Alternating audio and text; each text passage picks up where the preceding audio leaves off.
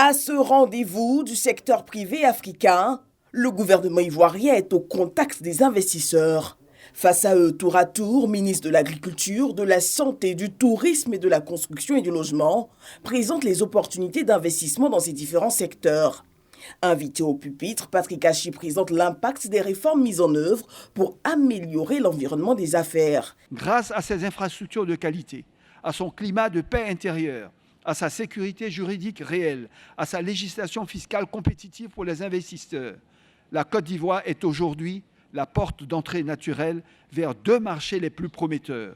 D'une part, l'Union économique et monétaire ouest-africaine, qui compte 130 millions d'habitants et de consommateurs, naturellement, partageant une monnaie unique et stable arrimée à l'euro. Et deuxièmement, la communauté économique des États de l'Afrique de l'Ouest, la CEDEAO, avec ses 400 millions d'habitants, qui sera l'une des zones les plus dynamiques de la ZLECAf. Et le pays veut aller plus loin, notamment sur les points de la transformation de ses produits agricoles.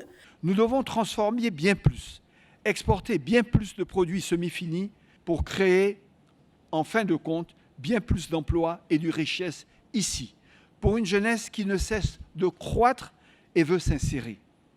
C'est pour cela que nous voulons réaliser 100% de première transformation d'ici 2030 sur notre production de cacao.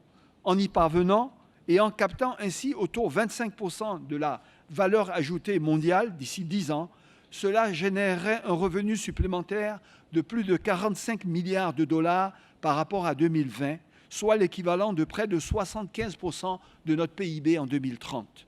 Cette économie ivoirienne veut demain être un hub majeur du continent africain. Ce hub, je veux vous inviter à le plébisciter, à le rejoindre, pour participer à son dynamisme, à ses projets d'envergure, à sa soif d'avenir et de progrès. Des échanges qui se sont poursuivis à la mi-journée à la primature, où le Premier ministre a eu une séance de travail avec une importante délégation d'hommes d'affaires américains, conduite par l'honorable Don Graves, vice-ministre au commerce américain. Une rencontre qui vient concrétiser la volonté des deux pays de renforcer leur collaboration, 3 mois après le séjour du chef du gouvernement à Washington.